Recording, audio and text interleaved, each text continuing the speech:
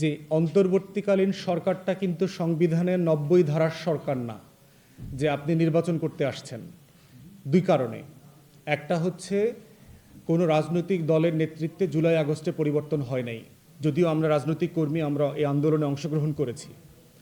আর দ্বিতীয়ত হচ্ছে যে ৬ কোটি তরুণ যুবকরা এই আন্দোলনে নেতৃত্ব দিয়েছে জুলাই আগস্টে, তারা কেউ নির্বাচনের দাবি তোলেন নাই।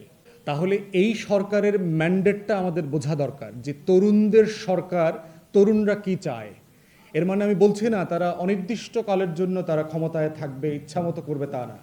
এই সরকারটাকে এই কারণে আমি বলছি যে ইলেকশন প্লাস ম্যান্ডেট, শুধু ইলেকশন ম্যান্ডেট না।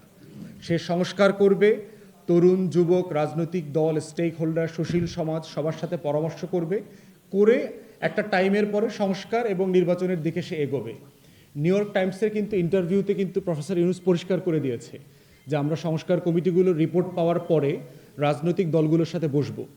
রাজনৈতিক দলগুলো কাছ থেকে আমরা জানতে চাইবো যে এই সংস্কারগুলো আপনারা কি নিজেরা বাস্তবায়ন করবেন, না আমরা বাস্তবায়ন করব, না আমরা বাস্তবায়ন করা শুরু করব আপনারা শেষ করবেন, না আমরা কিছুই করব না।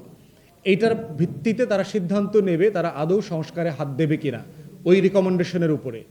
এরপরে হচ্ছে তারা ভোটার হালনাগাদ করবে, ভোটার তালিকা হালনাগাদ করে নির্বাচনের দিকে যাবে। তাদের মূল্যায়নের আগে হচ্ছে আমাদেরকে দেখতে হবে যে বাংলাদেশের ইতিহাসের কোন বাস্তবতায় এই সরকারটা ক্ষমতা নিয়েছে। ৭১ সালের যুদ্ধেও আমাদের প্রশাসন এরকম ভেঙে পড়ে নাই যেটা জুলাই আগস্টে হয়েছে। ৭৫-এ, ৮১-তে অথবা ৯০-তে 1/11-এর সময় বাংলাদেশের কোনো পরিবর্তনের সময় বাংলাদেশের রাষ্ট্রীয় প্রতিষ্ঠান এরকম ভেঙে যায় নাই। বাংলাদেশের কোনো প্রতিষ্ঠান এখন ফাংশনাল না, সেটা সিভিল ব্যুরোক্রেসি বলেন, মিলিটারি ব্যুরোক্রেসি বলেন, আমাদের লোকাল অ্যাডমিনিস্ট্রেশন বলেন, সব কিছু ভেঙে গেছে।